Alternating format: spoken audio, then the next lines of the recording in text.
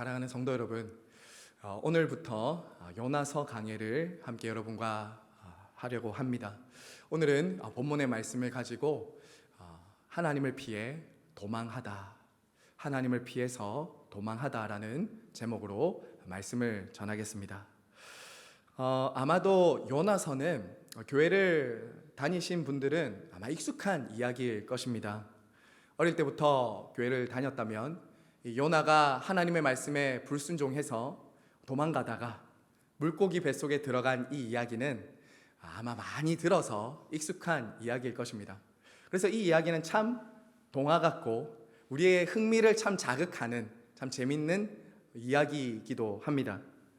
또 신앙생활을 한 지 얼마 안 되신 분들, 그리고 오늘 처음 교회 오신 분들이라 할지라도 아마 요나가 고래 뱃속에 들어갔다는 이 이야기, 그 고래가 큰 물고기가 고래인지 아닌지 우리가 정말 정확하게 알 수 없지만 요나가 큰 물고기 뱃속에 들어갔다는 이 이야기는 아마 한 번쯤은 들어본 아마 이야기일 것입니다.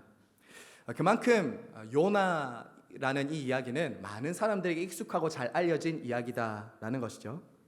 그래서 우리는 종종 이 요나서를 읽고 묵상할 때 이런 적용들을 좀 쉽게 하는 경향이 있는 것 같습니다. 요나처럼 되지 말아야 한다. 하나님께 불순종하면 심판받는다. 우리는 니느웨와 같은 세상에 나가서 복음을 전해야 된다라는 이런 적용들을 좀 쉽게 하는 것 같습니다. 물론 그런 적용도 할 수 있습니다. 하지만 만약 그 정도로만 우리가 요나서를 읽고 묵상한다면 말씀의 핵심을, 요나서를 통해 주시고자 하신 하나님의 메시지를 우리가 놓칠 수 있습니다. 성도 여러분, 이 요나서는요 크게 두 구조로 이렇게 이루어져 있습니다. 시종일관 이 두 구조가 항상 평행선을 긋고 진행되는 것을 보게 돼요. 하나는 하나님의 말씀이 임했지만 피하여 도망가는 요나의 이야기와, 또 하나는 그런 요나를 포기하지 않고 끝까지 추격하시는 하나님의 이야기로 이어져 있습니다. 이 두 이야기가 계속 평행을 이루고 끝까지 이어지는 것을 보게 됩니다. 그리고 이 요나서라는 이 이야기는 이스라엘 백성들에게만이 아니라 이방 민족들에게 주신 하나님의 말씀입니다.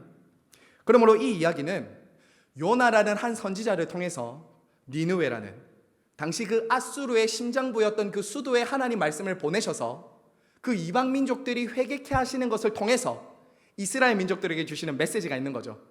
그들을 시기하기까지 주님께로 돌아오기를 원하시는 하나님의 마음 또한 우리는 이 요나서를 통해 볼 수 있는 것입니다. 여러분, 그리고 이것을 가리켜서 성경은 죄와 은혜라고 말합니다. 죄와 은혜. 하나님을 피하여 도망가고 회개하지 않는 것을 죄라고 한다면 그런 죄인들을 포기하지 않고 내버려 두지 않고 끝까지 추격하시는 것을 우리는 성경에서 은혜다라고 이렇게 말을 하는 것이죠. 즉 우리는 요나서를 통해서 끈질긴 인간의 죄성보다 더 끈질긴 하나님의 사랑과 열심을 우리는 볼 수 있는 것이죠. 여러분, 그래서 요나서는 저와 여러분의 이야기입니다. 요나서는 우리 자신의 이야기로 우리는 듣고 받아야 하는 것이죠. 하나님의 말씀을 듣고 있으면서도 순종하기보다는 피하려고 했던 우리의 모습, 하나님의 뜻보다 내 생각과 판단을 앞세우는 우리의 모습, 그리고 그럼에도 불구하고 우리를 찾아오시고 추격하시는 하나님의 은혜를 이 요나서를 통해 우리는 보게 된다는 것이죠. 그래서 한 신학자는 이렇게 요나서를 말하기도 했습니다. 요나서의 의미를 파악하는 열쇠는 요나와 우리를 동일시하는 것이다. 동일시하는 것. 그래서 예전에 우리 선배 목사님들 이런 얘기도 했잖아요. 요나가 요나다. 요나가 요나다. 이렇게 얘기하기도 했지 않습니까? 그만큼 요나서는 우리의 자화상을 보여주고 우리를 포기하지 않는 하나님의 사랑과 은혜를 잘 보여주는 말씀입니다. 자, 성도 여러분, 오늘 이 요나서가 어떻게 시작을 하고 있습니까? 우리 1절 말씀 한번 보시죠. 1절 말씀. 여호와의 말씀이 요나에게 임하는 것으로 시작합니다. 1절을 다 함께 읽도록 하겠습니다. 시작. 여호와의 말씀이 아미떼의 아들 요나에게 임하니라 이르시되. 우리가 구약의 선지서들을 이렇게 보면 이런 반복되는 장면들이 있다는 것을 우리는 알 수 있습니다. 요나서 바로 앞에 있는 오바다서가 있는데 이 오바다서도 하나님의 말씀이 오바다에게 임하는 것으로부터 시작을 합니다. 오바다 1장 1절에 보시면 이렇게 말합니다. 주 여호와께서 에돔에 대하여 이와 같이 말씀하시니라. 요나서 외에도 미가서, 요엘서, 그리고 수많은 선지서들은 항상 이와 같은 패턴이 있다는 거예요. 하나님의 말씀이 그들에게 임하는 것으로부터 시작이 되는 것이죠. 마찬가지로 오늘 이 요나서도 하나님의 말씀이 요나에게 임하는 것으로부터 시작을 하고 있습니다. 사실 요나에게 하나님의 말씀이 임하는 것은 지금이 처음이 아닙니다. 오늘 요나서에서만 요나에게 하나님의 말씀이 임한 것이 아니라 열왕기 하에 보시면 여로보암 2세가 통치할 때에 요나 선지자에게 하나님의 말씀이 임했습니다. 그리고 그때 하나님께서는 이 요나를 통해서 북이스라엘의 회복과 그 국경 지역들이 회복될 것을 예언하셨어요. 요나를 통해서. 그리고 그 말씀대로 실제로 성취되게 됩니다. 열왕기하 14장 25절 우리 말씀 띄워드릴 테니까 한번 보시죠. 열왕기하 14장 25절 같이 한번 읽겠습니다. 시작. 그가 이스라엘의 경계 하맛 어귀에서부터 아라바 바다까지 회복하였으니 이는 여호와 이스라엘의 하나님께서 그의 종 가드 헤벨 아비떼의 아들 선지자 요나를 통하여 하신 말씀과 같았더라. 자, 여러분 그렇죠? 당시 이스라엘을 다스렸던 이 여로보암 왕 2세는 악한 왕이었습니다. 악한 왕이었어요. 자, 그런데도 우리 하나님께서는 언약에 신실하셔서 당신의 백성들을 포기하지 않으시고 하나님이 어떻게 하셨죠? 말씀을 요나에게 또 보내셨어요. 그리고 보내신 그 말씀대로 하나님은 이스라엘을 회복시키셨죠. 바로 하나님께서 말씀을 보내셨다는 거예요. 그때도. 요나에게 지금 오늘 이 요나서에서 임한 하나님의 말씀은 처음이 아닙니다. 여러 번 요나에게 예언을 했고 요나를 통해서 계속 하나님의 말씀은 이루어졌다라는 것이죠. 그러니까 요나는 이미 그 시대에 하나님의 말씀이 자기에게 임하는 걸 경험했고 실제로 그 말씀대로 선포했을 때 이루어지는 것을 경험한 선지자였습니다. 자, 여러분 그러므로 오늘 하나님의 말씀이 요나에게 임했다는 것은 무엇을 가르쳐 줄까요? 또 하나님의 말씀이 요나에게 임했다라는 것은 우리에게 무엇을 보여주겠습니까? 하나님께서 그를 통해 당신의 뜻과 계획을 이루시겠다고 하시는 것입니다. 지금 하시는 거예요. 이것은 하나님의 말씀이 요나에게 들렸다는 것은 하나님의 주권적인 부르심이에요. 내가 하겠습니다, 하지 않겠습니다라고 할 수 있는 선택사항이 아니라 하나님의 주권적인 부르심이라고요. 하나님의 말씀이 선포될 때는. 사실 이것은 너무나도 영광스럽고 너무나도 감격스러운 부르심이에요. 자, 성도 여러분, 우리가 먼저 여기서 이러한 선지자들을 택하시고 부르시고 말씀을 보내시는 이 패턴을 통해서 우리가 볼 수 있는 것은 여호와 하나님은 지금도 말씀하시는 하나님이다라는 것입니다. 여호와 하나님은 말씀하시는 하나님이다라는 거예요. 하나님은 지금도 당신의 말씀을 보내셔서 하나님의 뜻과 계획을 우리에게 알려주시고 그것을 이루기를 기뻐하신다라는 것입니다. 죄인인 인간이 스스로는 하나님을 도저히 알 수 없기 때문에 하나님은 이 계시의 말씀을 통해서 저와 여러분에게 하나님의 뜻을 알려주시고 가르쳐주시고 순종하기를 원하시는 것이죠. 이 말씀대로 하나님은 지금도 온 세상을 경영하시고 교회를 다스리고 계신다라는 것입니다. 사랑하는 성도 여러분, 그러므로 지금 이 시간 예배의 자리에서 우리가 드리는 이 예배, 공예배 중에 우리에게 하나님의 말씀이 들려지고 임하는 것은 굉장히 중요한 것입니다. 굉장히 중요한 거예요. 저는 목사로서 매주 강단에 이 자리에 서면서 정말 간절히 바라는 것이 이것입니다. 하나님의 말씀이 우리에게 임하는 거예요. 하나님의 말씀이 저와 여러분에게 임하는 거예요.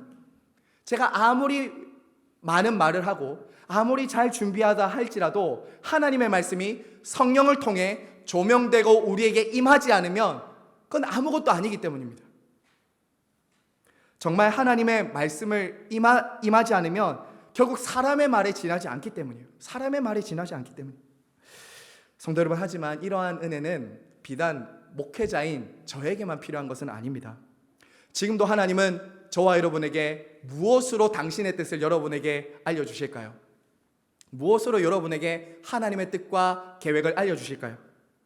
어떤 막연하고 신비로운 체험, 꿈, 환상 그런 것으로 하는 것이 아니라 하나님은 지금도 저와 여러분에게 기록된 하나님의 말씀인 성경과 선포되는 하나님의 말씀인 성경을 통해서 설교를 통해서 하나님은 지금도 우리에게 당신의 뜻과 말씀을 나타내신다라는 것이죠. 그런 점에서 여러분, 저와 여러분은 요나 시대보다 훨씬 더 풍성한 계시의 빛 아래 살고 있습니다. 그렇지 않습니까? 요나 시대에는 성경이 완성되어 있지도 않았습니다. 하지만 저와 여러분은 지금 훨씬 더 풍성한 계시인 하나님의 말씀인 성경을 가지고 있고 지금도 매주 설교를 통해서 하나님의 말씀을 듣고 있습니다. 무엇보다 우리는 구약의 모든 성도들이 고대했고 모든 선지자들이 예언했던 그 말씀이 육체가 되어 우리 가운데 오신 예수 그리스도를 통해 하나님의 구원과 뜻이 성취된 시대를 살아가고 있습니다. 여러분 히브리서 말씀 한번 보세요. 히브리서 1장 1절과 2절에서는 이것을 너무나도 잘 보여줍니다. 성경 말씀 우리 한번 앞에 보시면서 같이 읽겠습니다. 시작! 옛적에 선지자들을 통하여 여러 부분과 여러 모양으로 우리 조상들에게 말씀하신 하나님이 이 모든 날 마지막에는 아들을 통하여 우리에게 말씀하셨으니 이 아들을 만유의 상속자로 세우시고 또 그로 말미암아 모든 세계를 지으셨느니라. 옛적에 선지자들을 통해서 하나님의 말씀이 임하여 그들을 통해서 하나님의 뜻을 알려주셨다면 이제는 하나님의 아들이신 예수 그리스도께서 말씀이 육신이 되어 우리 가운데 임하셨다는 것입니다. 그분이 이 땅에 임하신 것은 하나님의 말씀이 임하신 것이었어요. 그리고 주님께서는 말씀대로 지금도 이 땅에 오셔서 당신의 뜻과 구원인 십자가를 통해 우리를 구원하는 일을 이루셨고 지금도 말씀으로 교회와 백성들을 다스리고 계십니다. 그리고 여러분 지금도 우리가 하나님 말씀을 듣고 있을 때 아버지와 아들로부터 보냄을 받은 성령께서는 우리가 이 말씀이 믿어지고 깨달아지고 순종할 수 있도록 우리 가운데 임하셔서 역사하시는 성령 하나님입니다. 성도 여러분, 그러므로 예배 시간에 하나님의 말씀이 선포되는 이 시간은 단순한 정보 전달 시간이 아닙니다. 단순한 정보 전달 시간이 아니에요.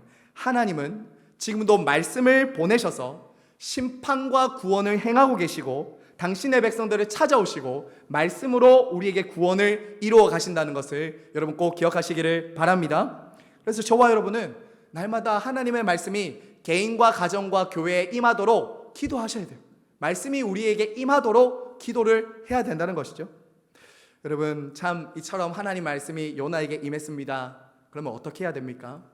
그 말씀을 따라 선지자면 참 잘 순종해야 될 것 같은데 요나는 우리에게 너무나도 다른 모습을 보여주며 내려가는 것을 보게 됩니다. 여러분 2절 말씀 우리 한번 같이 읽겠습니다. 2절입니다.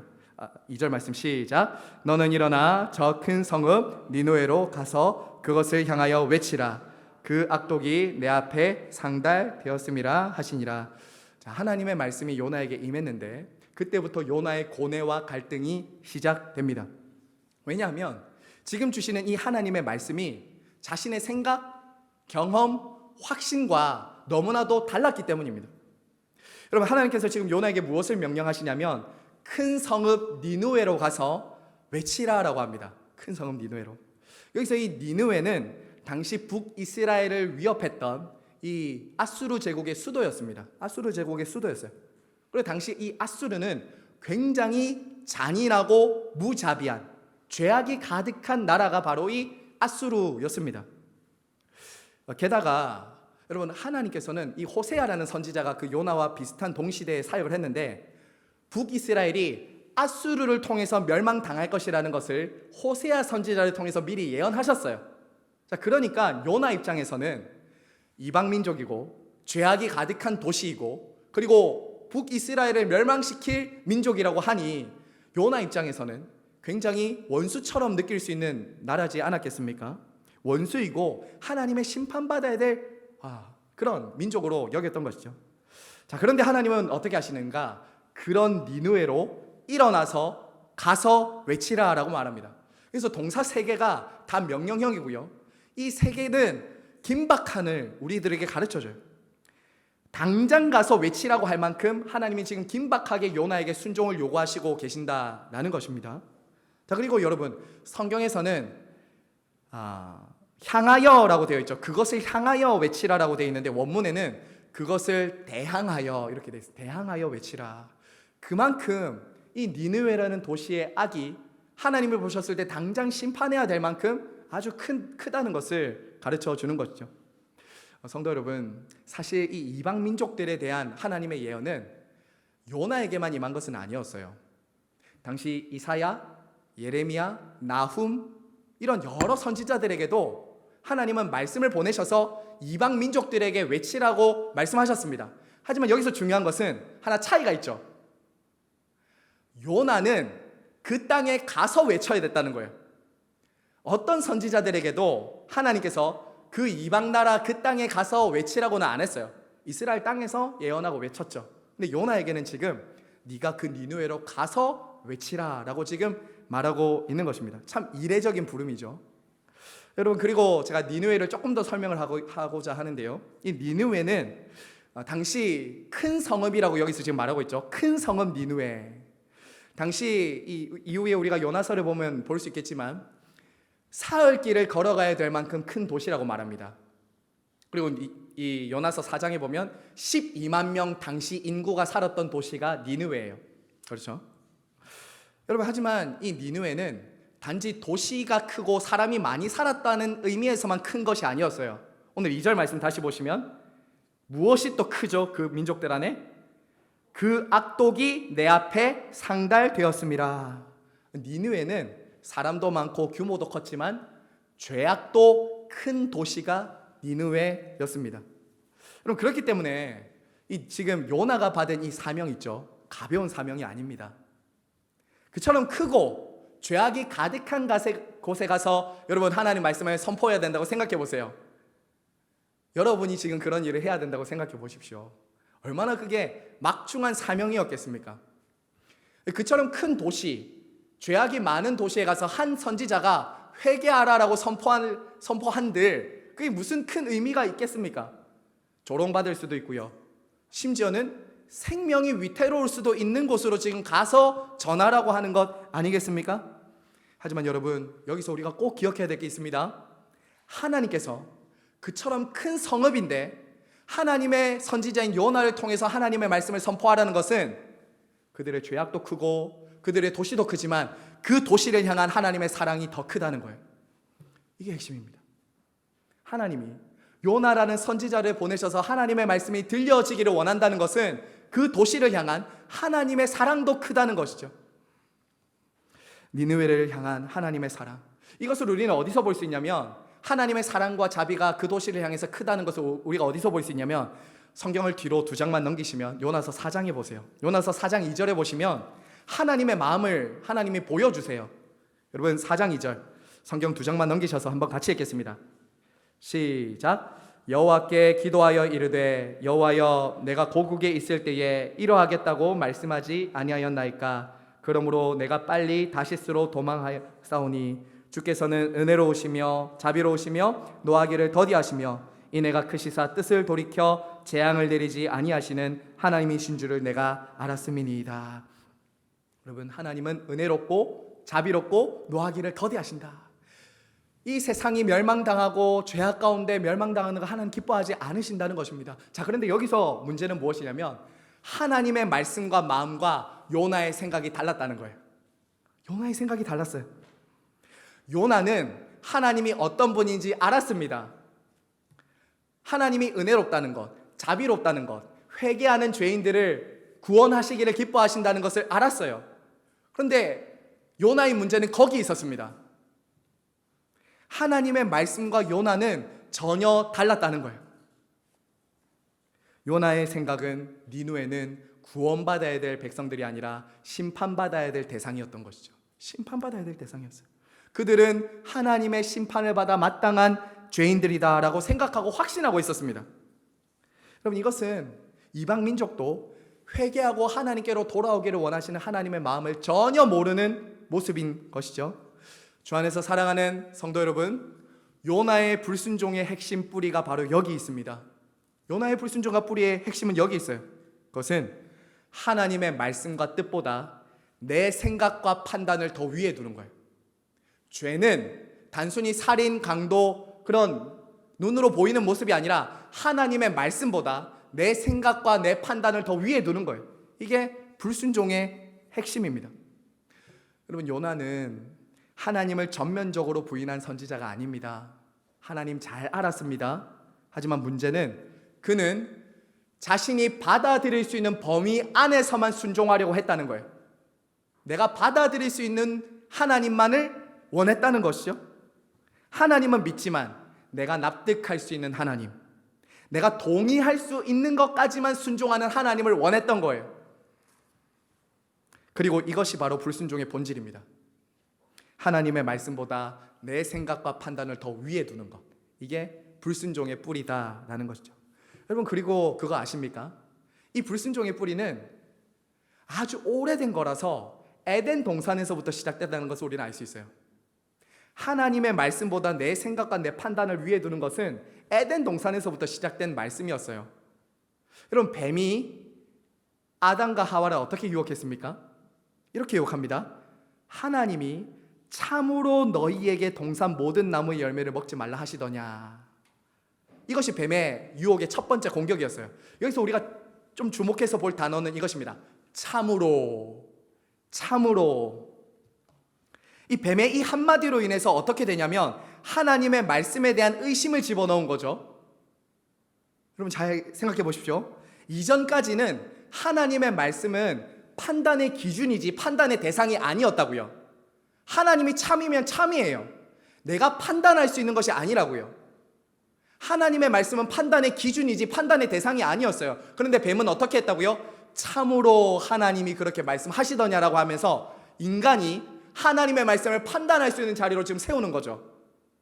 내가 하나님 말씀을 판단했을 때 그게 아니면 아닌 거예요. 결국 인간의 타락은 하나님 말씀보다 자기 생각, 자기 욕망을 더 위에 두는 것에서부터 출발을 했다는 거예요. 사랑하는 성도 여러분, 이것은 오늘날도 마찬가지입니다. 하나님의 말씀을 듣고 있는 저와 여러분에게도 지금 일어날 수 있는 일이에요. 우리 중에 노골적으로 하나님의 말씀을 거부하는 사람들 많이 없을 수도 있습니다. 그리고 심지어 지금 저와 여러분은 하나님 말씀을 아주 잘 듣는 것처럼 보입니다. 한 분도 졸고 있지 않으세요. 모두가 잘 듣고 계십니다. 하지만 대신 더 교묘한 방식으로 하나님을 거부하죠. 바로 하나님 말씀을 내 생각과 내 판단보다 더 아래 두는 거예요. 내가 그 생각과 판단을 더 위에 두는 겁니다. 용서하라는 말씀에 우리는 어떻게 하죠? 그 사람은 예외입니다 라고 반응해요. 사랑하십시오 라는 이 말씀 앞에 우리는 어떻게 하죠? 내 생각은 하나님과 다른데요. 현실적으로 어렵습니다. 순종하라 라는 말씀 앞에서 지금은 때가 아닙니다 라고 내 생각을, 판단을 더 위에 두는 것이죠. 여러분, 우리도 요나처럼 다른 사람들에 대해서 무감각하고 판단과 정죄를 일삼고 있을지도 모릅니다. 우리도 요나처럼 하나님의 말씀을 내 수준과 판단과 범위 안에서만 이해하고 해석하려고 합니다. 우리도 요나처럼 하나님이 하시는 일에 대해서 못마땅하게 여길 때가 있습니다. 우리는 요나입니다. 우린 요나예요. 이처럼 우리도 하나님의 말씀 위에 자기 생각, 자기 확신을 더 위에 둘 때가 너무나도 많다는 거예요. 그렇지 않습니까? 여러분, 그러므로 우리는 여기서 기억해야 됩니다. 하나님의 말씀에 대한 불순종의 뿌리는 결국 하나님의 말씀보다 내 생각과 판단을 위에 올려두는 데서부터 출발을 하고 시작한다라는 거죠. 자, 여러분, 결국 이제 하나님의 말씀보다 자기 생각과 판단을 더 위에 둔 요나 어떻게 합니까? 어떻게 하죠? 하나님의 얼굴을 피해 도망갑니다. 여러분, 3절 말씀 우리 한 번 더 읽겠습니다. 3절입니다. 시작. 그러나 요나가 여호와의 얼굴을 피하려고 일어나 다시스로 도망하려 하여 욥바로 내려갔더니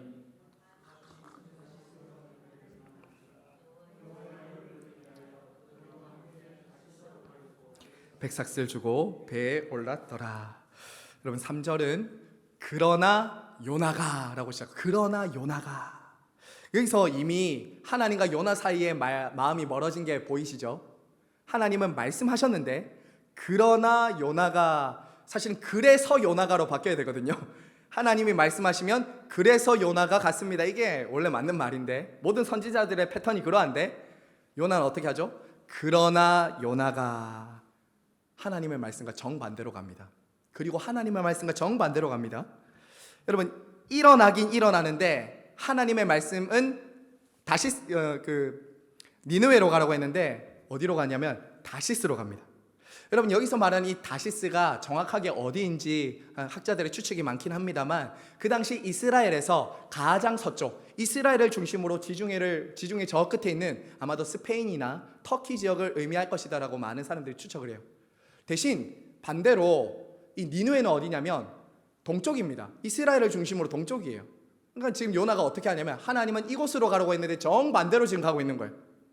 그리고 이 다시스는 배로 가고요, 니느웨는 육로로 갑니다.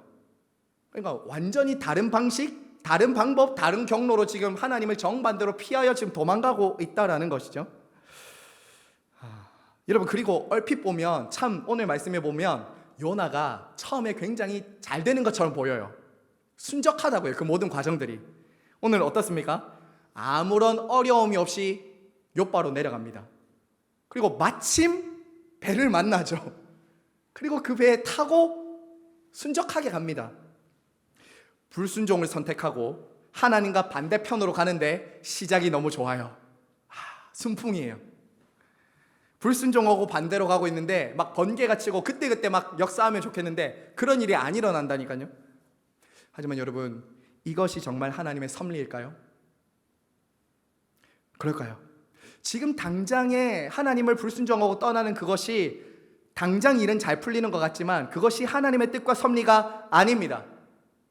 하나님을 불순종하면서도 내가 원하는 일이 척척 이루어질 수도 있습니다. 그럴 때 이런 마음이 들죠. 거봐, 맞잖아. 내가 하는 일이 맞잖아. 내가 생각한 대로 되고 있잖아. 맞잖아. 하지만 여러분, 정말 그것이 생명의 길, 우리를 구원하는 길일까요? 그렇지 않아요. 오늘 말씀 3절에 보면 그걸 가르쳐줘요. 여러분, 요나의 동선을 성경이 굉장히 재밌게 말하고 있어요. 욥바로 내려갔다라고 말하죠. 그리고 배를 탔다라고 말하는데 원어로 보면 배로 내려갔다라고 돼 있어요. 3절에 한번 동선을 다시 보세요. 3절에 보면 얼굴을 피하려고 일어나 다시스로 도망하려 하여 욥바로 내려갔더니 이렇게 돼 있죠. 그리고 뒤에 보시면 그들과 함께 다시스로 가려고 배삭스를 주고 배에 올랐더라라고 돼 있는데 이것도 내려갔다예요. 원래 원문에 보면 똑같은 단어, 내려가는 거예요. 여러분, 이것은 우리에게 뭘 보여줍니까? 요나는 자기가 하고 싶은 대로 하면서 불순종하고 모든 것이 잘 돼가고 있는 것처럼 보였지만 실상은 그의 삶과 신앙이 추락하고 있었다는 거예요. 내려가고 있었다는 거예요. 한도 끝도 없이 내려가서 다음 주에 보겠지만 그는 배 밑창에서 자고 있죠. 자고 있습니다. 여러분, 그런데 오늘 말씀에서는 하나님 이런 요나의 추락, 끝도 없는 추락을 잘 보여주는 2번 반복되는 표현이 하나 있어요. 우리 그것을 좀 봐야 됩니다. 자, 2번, 3절에서 2번이나 반복되는 표현이 하나 있어요. 요나가 무엇을 피해서 지금 도망가고 있죠? 여호와의 얼굴을 피해서 도망가고 있어요. 하나님의 얼굴을 피해서 도망가고 있습니다. 여러분, 그런데 참 이 모습이 좀 어디서 본 것 같지 않으세요?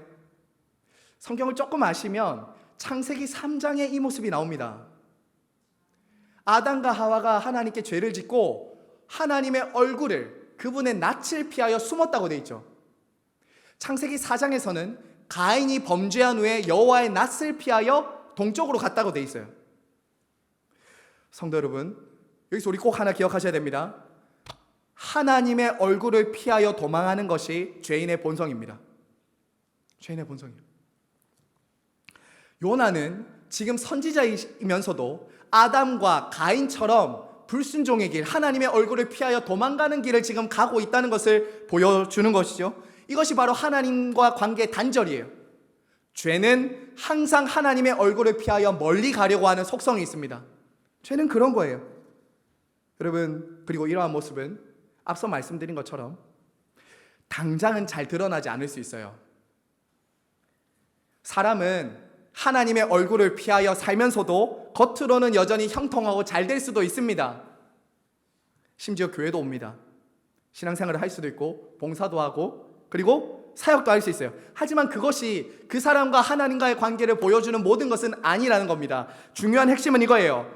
여러분은 지금 하나님의 얼굴을 보고 계십니까? 저와 여러분 하나님의 얼굴을 보고 계십니까? 아니면 그분의 얼굴을 피하고 있습니까? 지금 나는 그분의 얼굴을 사모하고 간절히 찾고 구하고 있습니까? 아니면 그분의 얼굴 때문에 불편하십니까?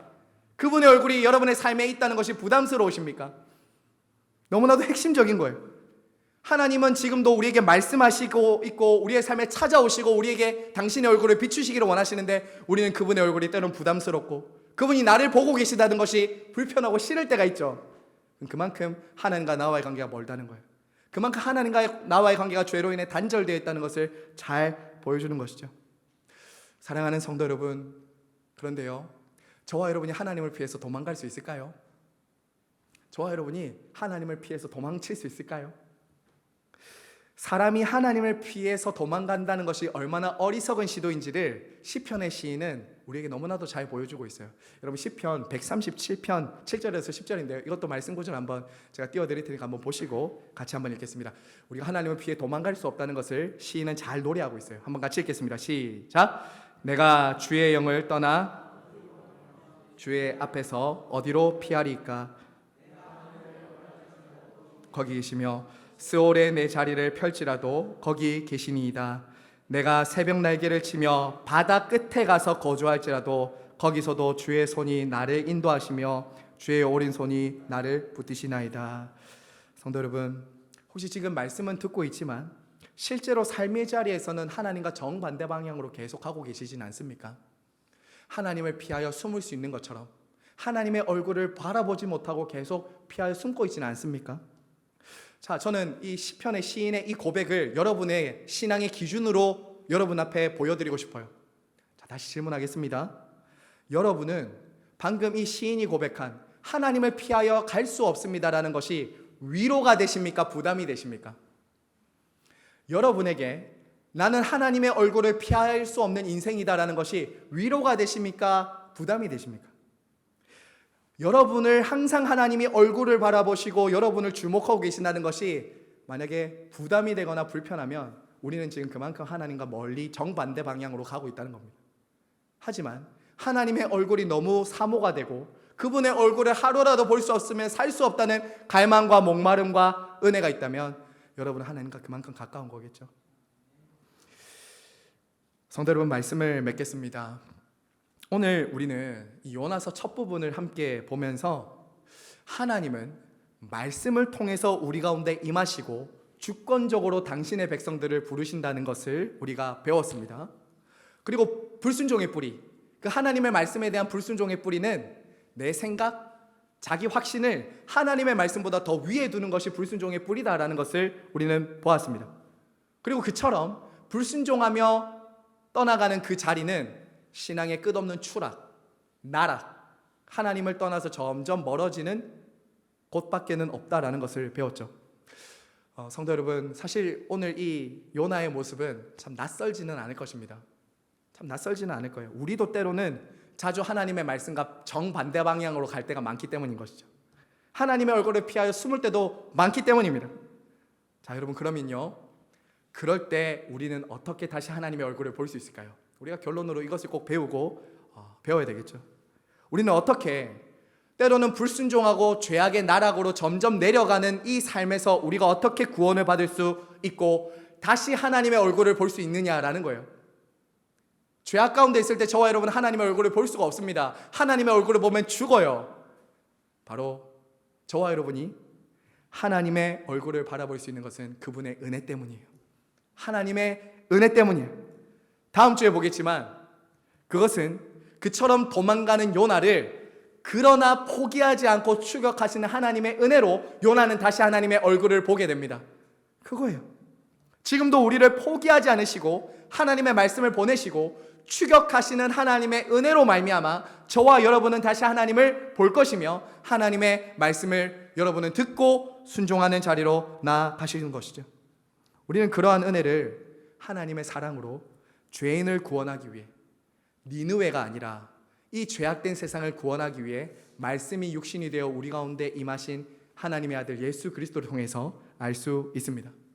여러분, 요나는 하나님의 말씀을 듣고도 도망쳤지만 우리 예수님은 하나님의 말씀을 듣고 온전히 순종하셨죠. 하나님은 니느웨라는 도시를 구원하기 위해서 선지자를 보내셨다면 이 세상의 죄악된 곳, 저와 여러분을 구원하시기 위해서는 하나밖에 없는 아들을 보내셨습니다. 예수 그리스도께서는 요나처럼 회개하라는 메시지만 선포하는 것이 아니라 당신이 친히 하나님께 회개할 수 있도록 십자가에서 우리를 죄를 대신해서 십자가에 죽으셨어요. 그리고 우리가 하나님의 얼굴을 볼 수 없는 저와 여러분이 하나님의 얼굴을 볼 수 있도록 십자가에서 우리 예수님은 철저하게 하나님으로부터 얼굴이 가려지셨죠. 그래서 예수 그리스도 안에서 저와 여러분은 하나님의 말씀을 다시 들을 수 있게 됐고, 예수 그리스도 안에서 다시 저와 여러분은 하나님의 얼굴을 배울 수 있게 된 것입니다. 그리고 이것이 저와 여러분을 향하신 하나님의 은혜이며 하나님의 다함 없는 추격하시는 은혜다라는 것이죠. 그러므로 지금 저와 여러분이 하나님의 말씀을 불순종하고 하나님의 얼굴을 피하여 숨고 싶다면 그리스도를 바라보십시오. 그리스도를 바라보십시오. 주님을 의지하고 부르십시오. 그분이 저와 여러분을 포기하지 않고 붙들어 주실 것입니다. 자, 함께 말씀을 생각하시면서